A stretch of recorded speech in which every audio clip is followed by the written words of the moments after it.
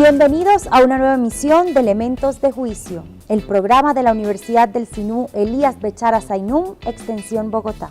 El presidente de la República, Juan Manuel Santos, acaba de sancionar la ley contra el feminicidio en Colombia, más conocida como la Ley Rosa Elvira Celi, en honor a una de las víctimas de este tipo de homicidio que se convirtió en uno de los casos que más ha conmovido al país por la crudeza con que fue cometido. Presentamos un cordialísimo saludo a todos los televidentes, quienes presencian semanalmente este programa de Elementos de Juicio en el canal Zoom de televisión. El tema que hoy nos ocupa, el del maltrato a la mujer. Recientemente el Congreso de la República ha expedido una ley para sancionar duramente el llamado feminicidio, el crimen que se comete por parte de la pareja contra una mujer. Un crimen que realmente durante los últimos años y especialmente durante los últimos meses ha golpeado a muchos elementos de nuestra población, elementos femeninos, mujeres que han sido sacrificadas de manera brutal. Y por lo tanto, el Congreso de la República, de acuerdo con una política criminal del Estado que debe señalar las más graves penas para los más graves delitos, ha consagrado esta forma delictiva, el feminicidio. Pero no solamente es el feminicidio, el maltrato a la mujer se ha extendido en muchas ciudades y campos del país y conocemos de casos verdaderamente horrendos en cuanto al desconocimiento de algo trascendental, que la mujer merece ser bien tratada, porque la mujer es madre, es hermana, es esposa, y muchas veces por miembros de la misma familia la mujer es maltratada. En otras ocasiones hay ataques como aquellos que se cometen con el ácido, una mujer a la que se afecta en su vida, prácticamente se acaba la vida de esa persona cuando le lanzan el ácido a su rostro.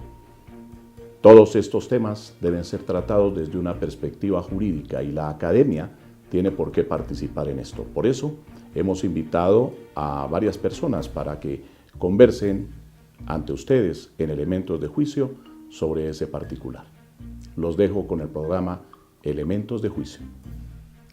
Desde el año 2013 fue radicado en el Congreso de la República el proyecto de ley sobre feminicidio, el cual, luego de casi 2 años, fue sancionado como ley hace pocos días por el presidente de Colombia, Juan Manuel Santos.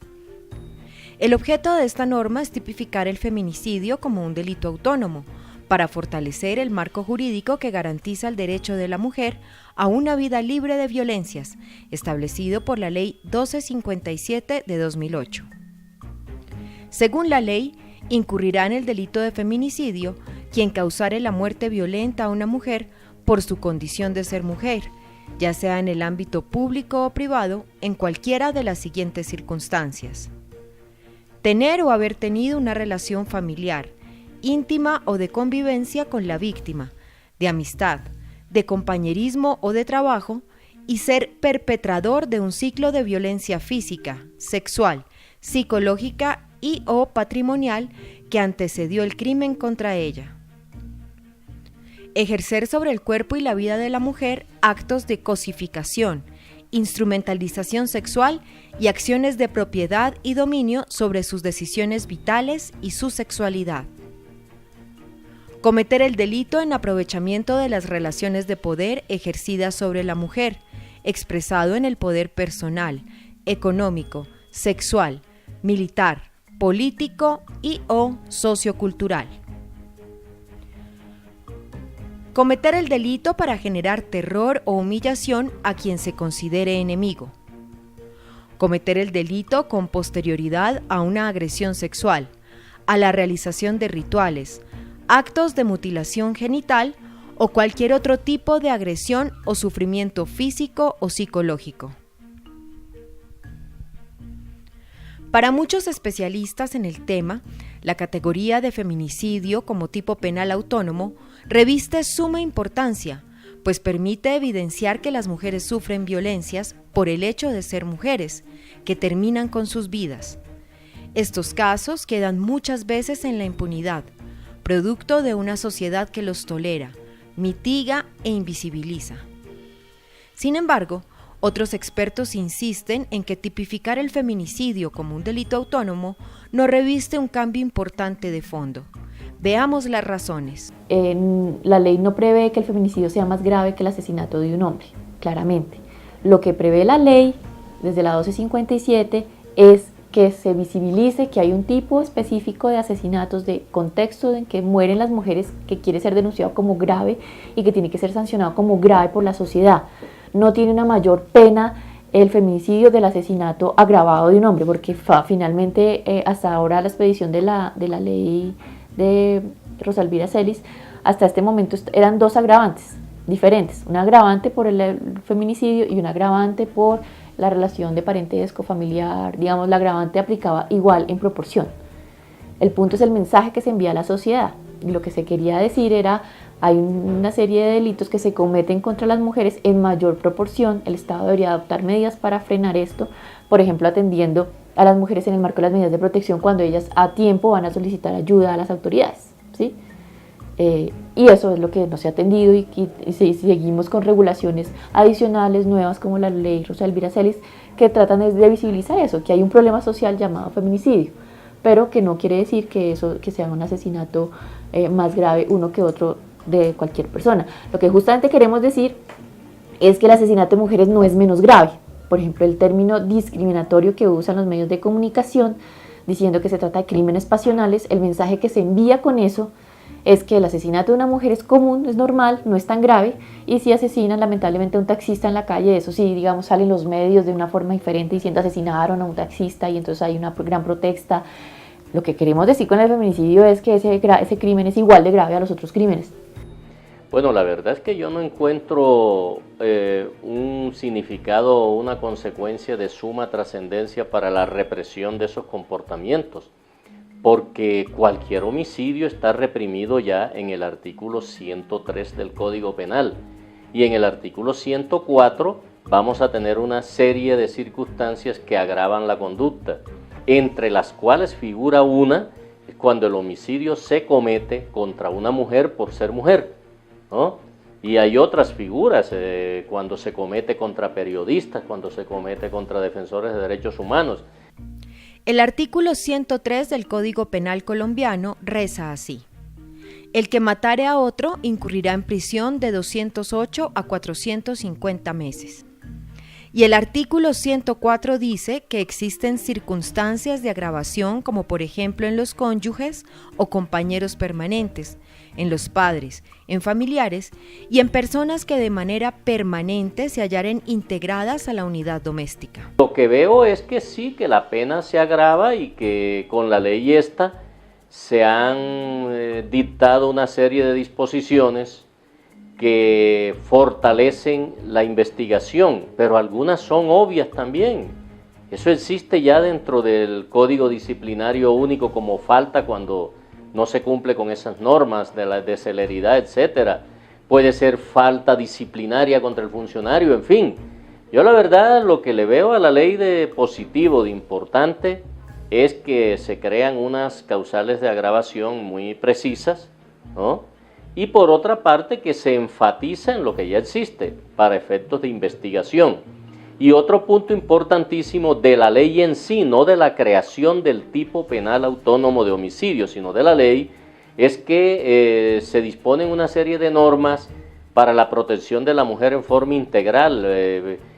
Por ejemplo, normas que tienen que ver con la capacitación sobre los conceptos de género, etc. Es decir, la ley en sí en realidad es útil desde esa perspectiva, ¿no? Porque enfatiza en la protección a la mujer teniendo en cuenta su género.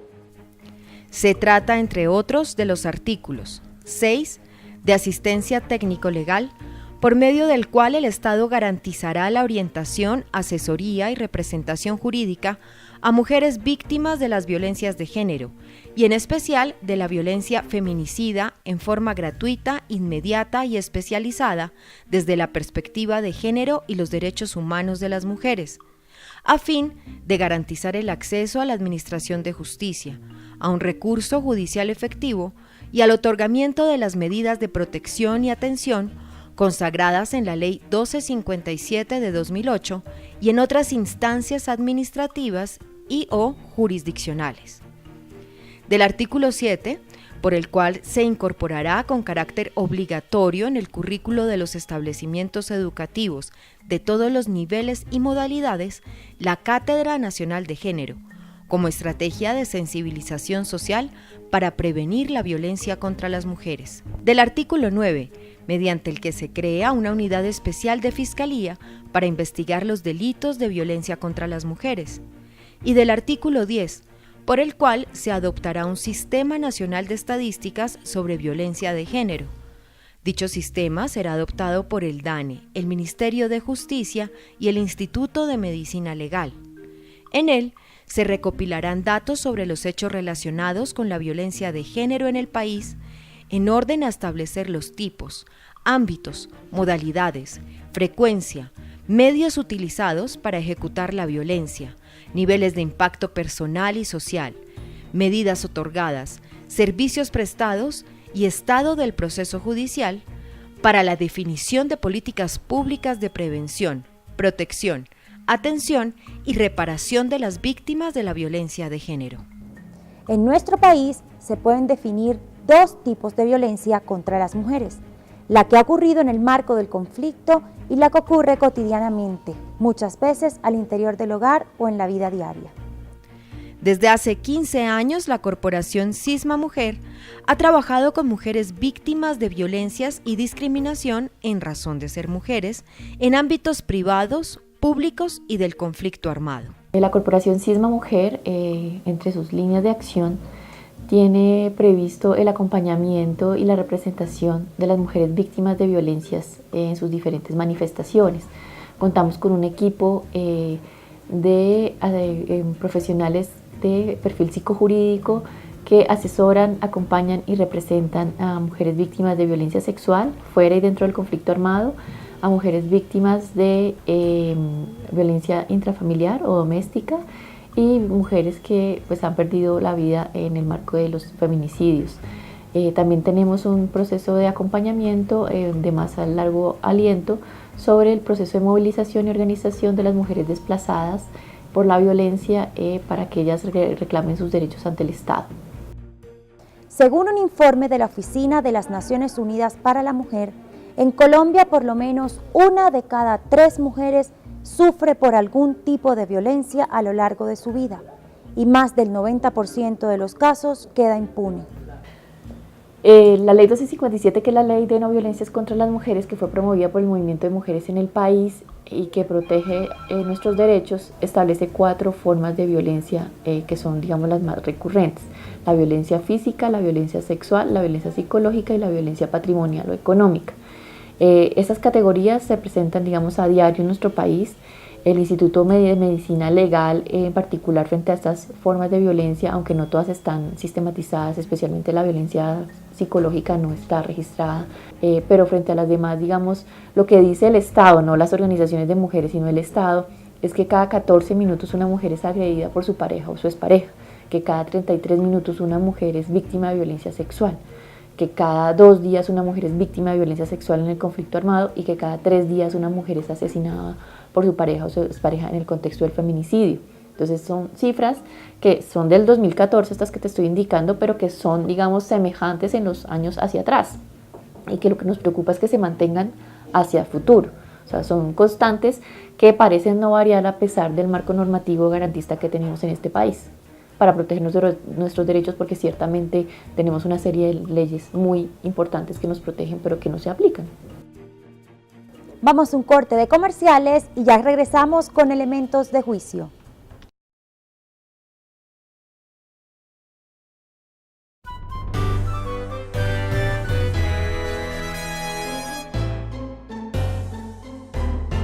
Con motivo de la conmemoración del Día de la Mujer en 2015, el gobierno presentó el segundo estudio de tolerancia social e institucional frente a las violencias contra la mujer, en el que se evidenció que aunque desde el año 2009 las cifras han mejorado, aún se siguen legitimando los actos violentos en contra de las mujeres. El estudio se adelantó en 10 ciudades del país con ciudadanos del común y paralelamente con funcionarios y funcionarias públicas. Las cifras aún preocupan. Por ejemplo, el 64% de los funcionarios y funcionarias encuestados piensan que si está en sus manos resolver un caso de violencia de pareja, la acción que se haría es buscar que las partes concilien, contrariando la ley que prohíbe la conciliación en casos de violencia intrafamiliar. El 37% de los ciudadanos consideran que las mujeres que se visten de manera provocativa se exponen a que las violen. Y solo el 81% de servidoras y servidores competentes en el tema de violencia saben que en el país hay leyes sobre violencia contra las mujeres. Tristemente, las mujeres colombianas son víctimas de una violencia cotidiana que está enmarcada en un largo conflicto armado. A continuación, la Corporación Cisma Mujer nos comparte un testimonio de una trabajadora sexual y víctima de esta guerra. Una señora amiga que conocí, conocía desde niña, me la encontré aquí en Bogotá y ella me llevó para que trabajara allá. Bueno, era bien difícil, ¿no? Porque era ir a trabajar en la prostitución y pues desde niña siempre vi el trabajo de las prostitutas, que era bien duro, y pues empezaron yo a irlo a vivir, no era fácil, pero bueno, la idea era poder trabajar, tener un sustento para mandarle a mi mamá para mis hijos. Yo no tenía contacto con los actores armados allá y igual allá fue donde vine a conocer que habían paramilitares y ellos hacían y deshacían lo que querían hacer con una mujer y nadie decía nada ni nada pasaba. Un día llegaron estos hombres, más de 15 hombres, por medio de unos 18, 20 personas, y entraron al negocio, al establecimiento. Llegaron como a las 11 de la mañana y exigiendo que prendieran la música, que se levantaran las mujeres que estaban en ese negocio. Pegaron mesas, pidieron trago y pues nosotras que vivíamos en el mismo negocio teníamos que levantarnos y salir, ¿no? Entonces yo pregunto, ¿y quiénes son? Cuando ellos dicen que son los paramilitares, entonces uno se llena de miedo y eso me mató a mí. El miedo, porque iba a ser la primera vez que iba a tener contacto con esa gente, ¿ya? Y pues me llené de miedo, me llené de terror. Y yo no salí. Hay unos que ellos vienen a revisar la casa, quiénes salieron, quiénes no salieron, por qué no salieron. Y bueno, yo era una de las que estaba encerrada en la habitación cuando me encontraron, ¿no? Entonces empieza uno de ellos a decirme que por qué no salgo, que los acompañara, que me sentara con ellos, que si acaso yo no sabía quién eran ellos. Entonces yo les dije que no. Sin embargo, ese tipo estuvo ahí y empieza pues como la cosadera, ¿no? Que cuánto vale, que camines, toma con nosotros, que camine esto. Y pues uno, o sea, yo vuelvo, insisto, yo creo que a mí me agobió tanto el miedo que yo decía que no podía trabajar, que estaba enferma. Y así pasó mucho tiempo, horas, Transcurso de las horas, yo me salí de mi pieza y di una vuelta pues a la casa, ¿no? Y entre esas pasé por el salón. Uno de ellos, que era el que daba como las órdenes, fue el que dijo que me brindó un trago. Yo le dije que no lo estaba tomando y no lo recibí y di la vuelta. Entonces él se enojó mucho, se puso muy bravo y empezó a insultarme, que porque no le recibía un trago, que pensaba quién era yo. Yo me voy para mi pieza y está el otro señor ahí, el otro chico ahí. Cuando, no sé, el hombre de ver que de pronto yo no volví a salir o se vino y vio al muchacho que estaba ahí y empezó a insultarlo, que me estaba rogando, que por qué me estaba rogando, que quién era yo, que yo era, bueno, entonces siguió insultándome, siguió ultrajándome y pues por el hecho de no haber recibido ese trago, él decide que ellos me tienen que hacer algo a mí para que yo me acordara toda la vida de ellos. Viene otra persona, otro tipo de estos y me encierran en la habitación y bueno,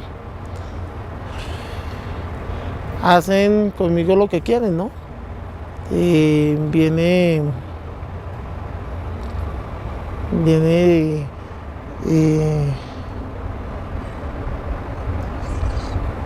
la violación, ¿no?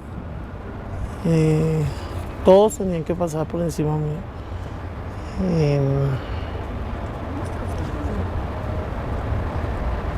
Yo salgo de allá y me vengo para acá, para Bogotá.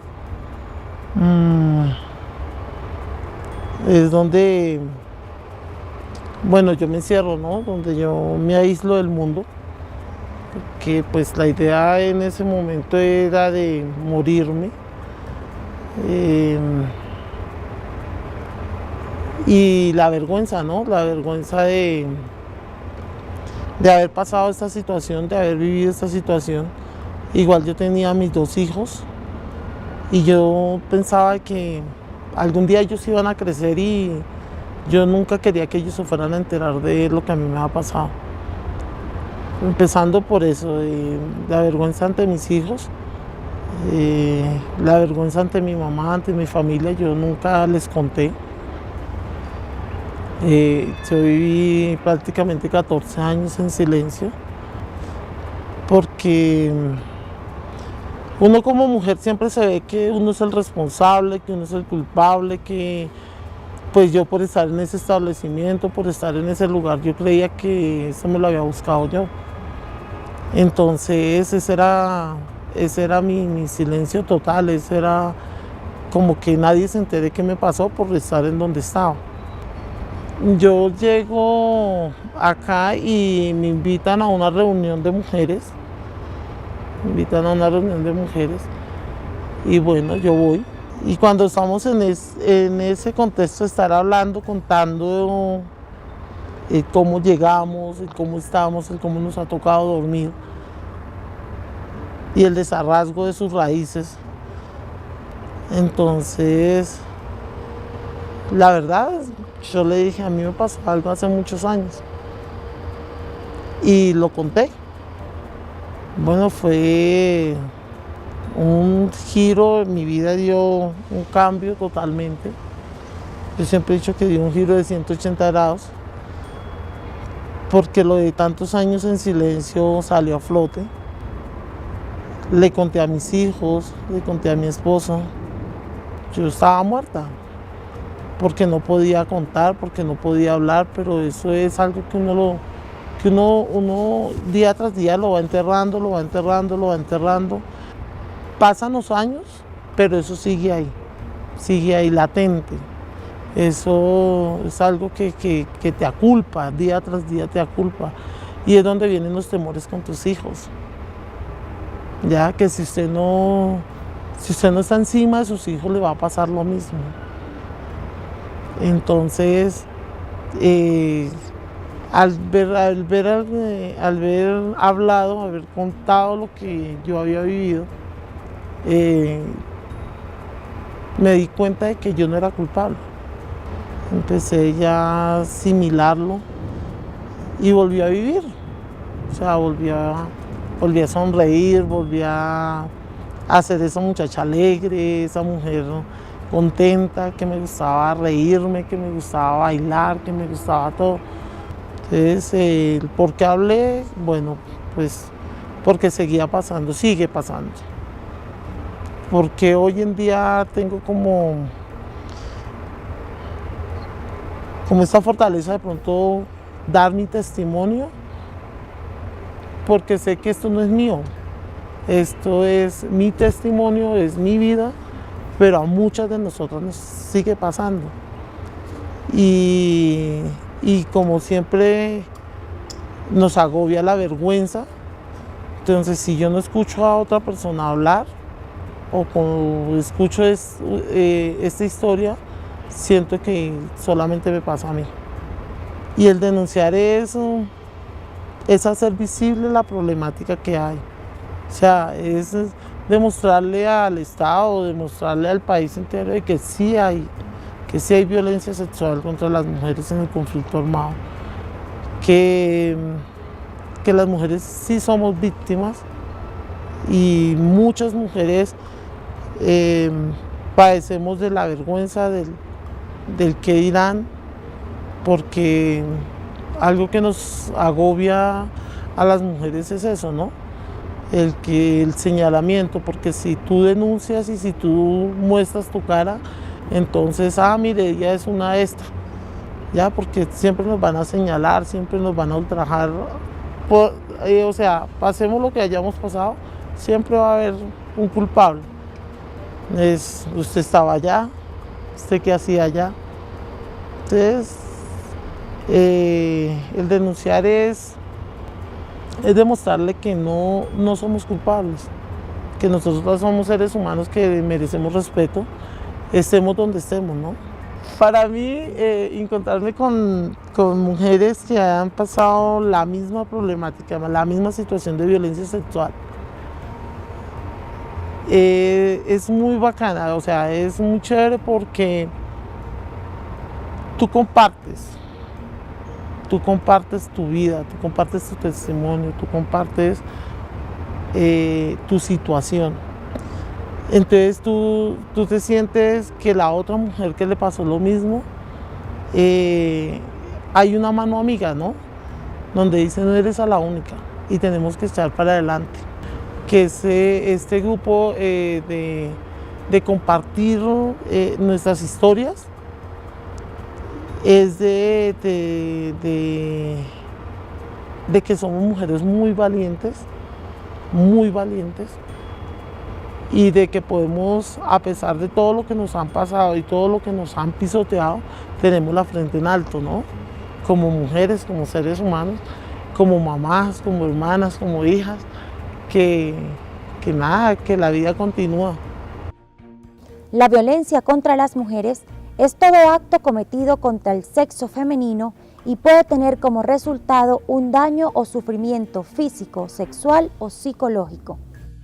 Vamos a un corte de comerciales y ya regresamos con elementos de juicio.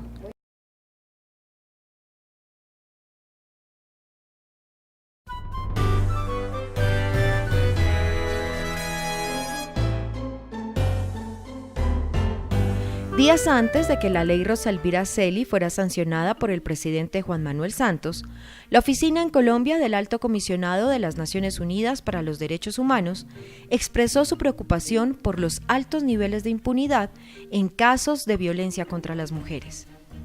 Dicha declaración hizo énfasis en los casos de violencia sexual en el marco del conflicto armado. Según la oficina, las miles de mujeres en el país que han sido víctimas de esta violencia enfrentan serias barreras para acceder a la justicia y para una respuesta rápida, efectiva y garantista de sus derechos. Pero no solo la falta de denuncia se presenta en los casos de violencia en el marco del conflicto, también en la violencia cotidiana. ¿Por qué es tan difícil para las mujeres denunciar la violencia contra ellas? Yo creo que hay dos razones básicas. Una, los patrones de discriminación de la Administración de Justicia, y dos, la impunidad.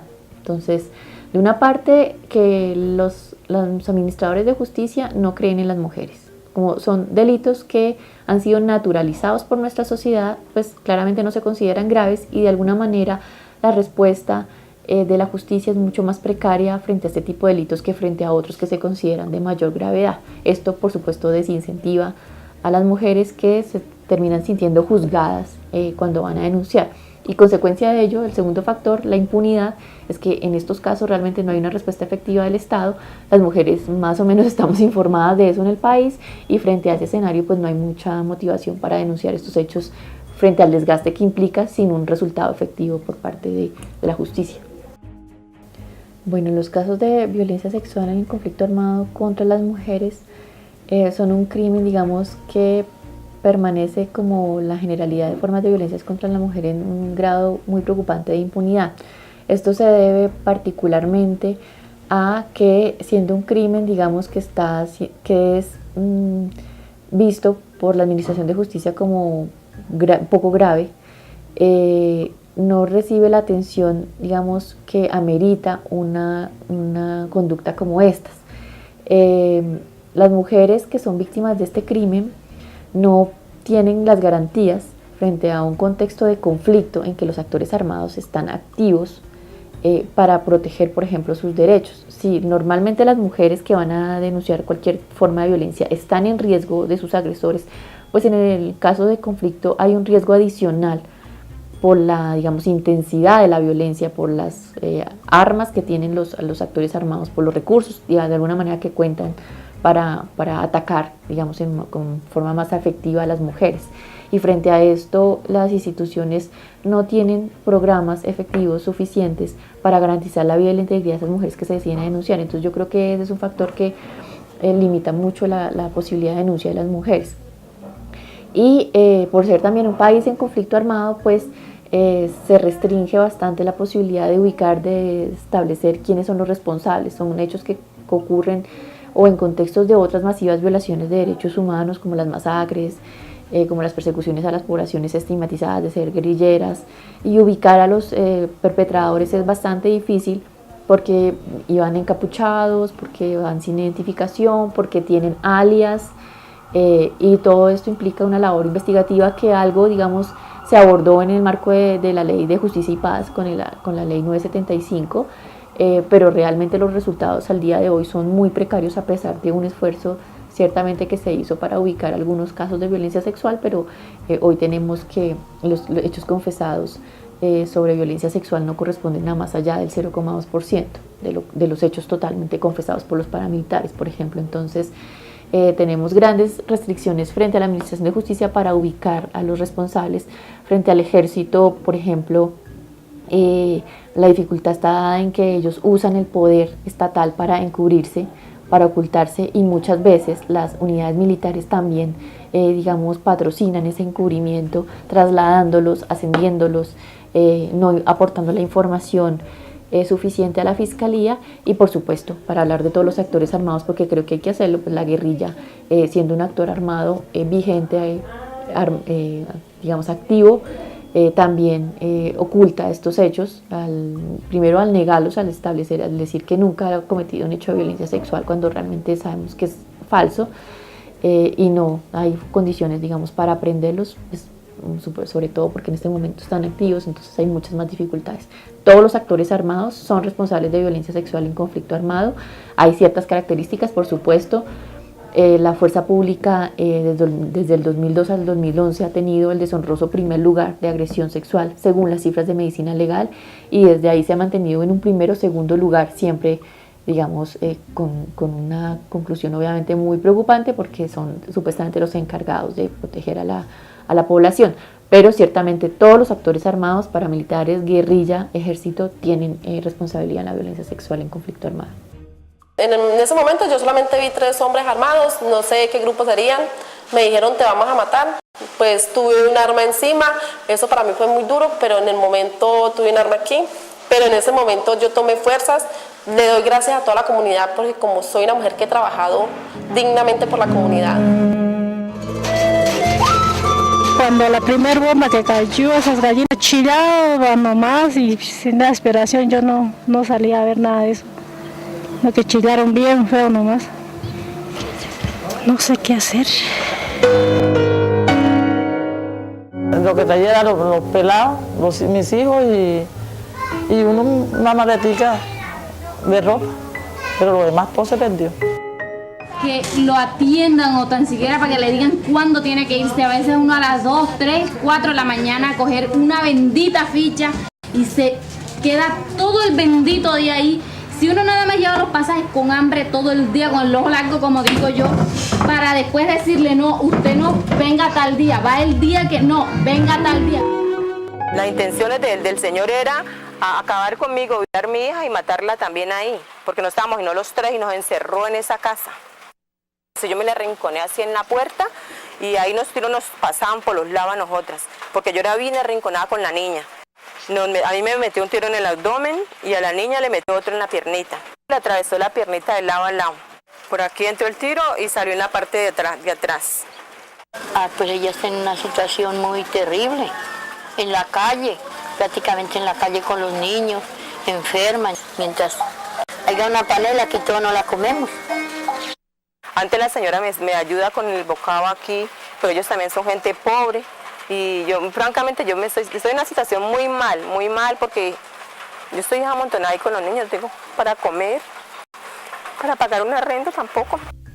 Pero no solo existe la violencia sexual en el marco del conflicto armado. En Colombia las mujeres son también víctimas de múltiples formas de violencia. Y sin importar si son desplazadas, torturadas, convertidas a la fuerza en viudas o huérfanas, en la mayoría de los casos, el difícil acceso a la justicia hace que se conviertan en víctimas silenciosas. ¿Qué pasa con ellas luego de vivir este tipo de experiencias? Pues son casos realmente en que se traslada a las mujeres, digamos, el peso de hechos tan graves, digamos. Son mujeres que pueden, después de lo sucedido, de esto lamentablemente sucedido, son mujeres que podrían encontrar, o bien sea en la justicia o en un apoyo emocional, alguna forma de restablecimiento de su condición emocional y de sus derechos. La vía pues la definen ellas, aunque de alguna manera indirectamente la define el Estado porque por la falta de respuestas que justamente no se denuncia, pero existen diferentes vías por las cuales ellas podrían lograr ese restablecimiento de derechos. Al no encontrar esa vía, digamos, ellas siguen cargando con este peso toda su vida y son mujeres que usualmente enfrentan cuadros depresivos muy fuertes, que, digamos, bien truncada su proyecto de vida de forma definitiva y que siguen viviendo con ese hecho victimizante hasta el final de sus días, si es que antes lamentablemente no terminan con su vida, porque a veces sucede también. No podemos decir que es la regla general, pero sí sucede en muchos casos que las mujeres no soportan el peso de este sufrimiento. Y es lamentable porque, como te digo, el Estado tendría varias herramientas para poder, digamos, ayudar a restablecer la condición de estas mujeres. Hay procesos que hemos acompañado como organización. Hemos acompañado un grupo recientemente durante 5 años de mujeres víctimas de violencia sexual en el conflicto armado, y como producto de ese acompañamiento psicológico colectivo, muchas de esas mujeres, digamos, lograron superar en gran medida los efectos nocivos de la violencia sexual en sus vidas, y muchas otras decidieron además denunciar. Luego de un tiempo considerable de ocurridos los hechos, pero digamos tomaron la decisión de denunciar y de enfrentar ese proceso ante la Administración de Justicia, preparadas para lo que iban a encontrar, porque es un escenario un poco hostil, difícil, pero con toda la decisión y sobre todo liberándose de ese sentimiento que cargan todas de culpabilidad, de sentir que lo que sucedió fue responsabilidad de ellas, porque así se lo han dicho muchas personas, entre esas la familia a veces, y pues como producto de estos ejercicios se logra un poco superar ese tipo de estigmas. Sigan con nuestra compañía, ya regresamos.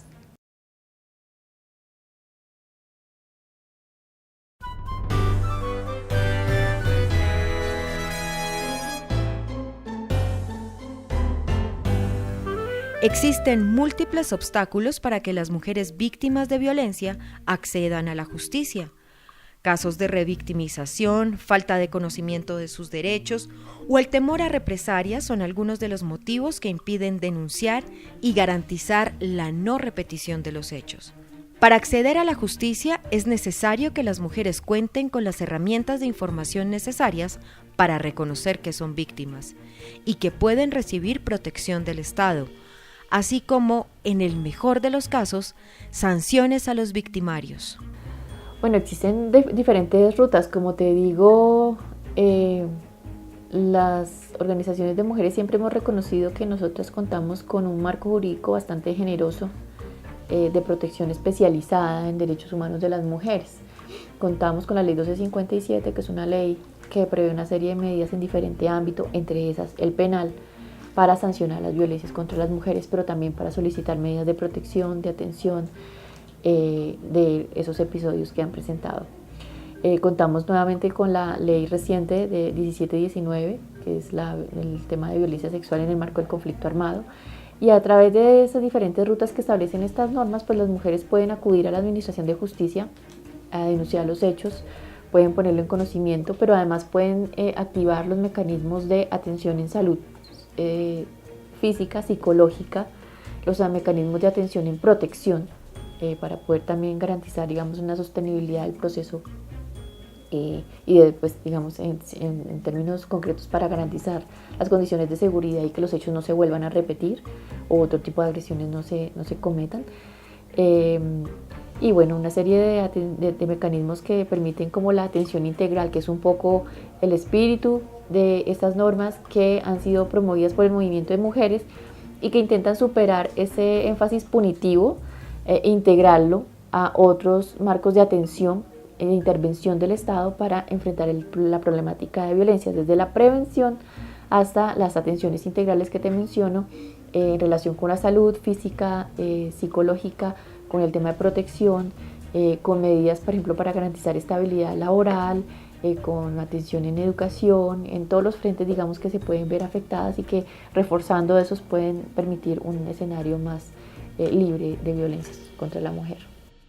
Los esperamos la próxima semana en la continuación de este especial acerca de la violencia de género y feminicidio. Elementos de Juicio es una producción de la Universidad del Sinú para el canal Zoom. A mi niño casi que lo tengo en los baños. Entonces cuando mi suegra también se puso guapa, ya empezó a decirle, y cuando ellos me vieron a subir a la camilla, ya mi niño lo tiré en el piso. Pues mis sueños eran siempre terminar mis estudios y llegar vestida de blanco a un altar. Ese siempre fue mi sueño. Mi casa está caída, se cayó totalmente. Y las tierras están abandonadas. Nadie las vive porque allá en mi tierra no es posible que la gente pueda vivir. El que está allá porque está arriesgando su vida.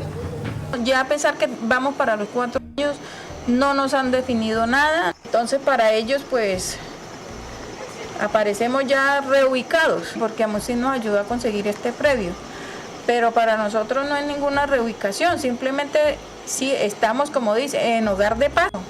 Porque como nos dicen ahorita los funcionarios de INCODER, este predio es de INCODER y aquí no hay nada que las acredite a ustedes como propietarias. Pues yo creo que el Estado no puede desplazarnos nuevamente y que eso sería lo que estarían cometiendo con nosotras en caso de que fuéramos sacadas de acá, después de haberle metido trabajo a esto. Donde yo vivía era una casa que tenía servicio, tenía baño, tenía todo. Y aquí nosotros estamos viendo como prácticamente, lo estamos haciendo por necesidad, pero estamos viendo como unos animales. Pues estamos viendo en tierra, no tenemos baño, no tenemos alcantarillado, a veces no tenemos ni comida.